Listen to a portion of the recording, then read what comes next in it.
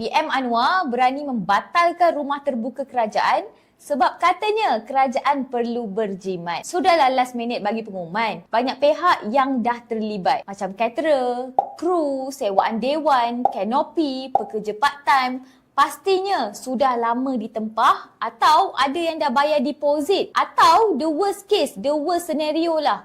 Full payment telah pun dibuat. Contohnya lah Petronas yang biasanya book untuk 20,000 pack dekat KL Convention Center. Dan kalau dikira-kira, satu kepala pun dah 200 per pack. Itu saja dah 4 juta ringgit. Pastinya dah bayar 50%. Mungkin 2 juta untuk deposit. And tiba-tiba Anwar cancel. Ini boleh bikin marah lah, orang kata bikin baran.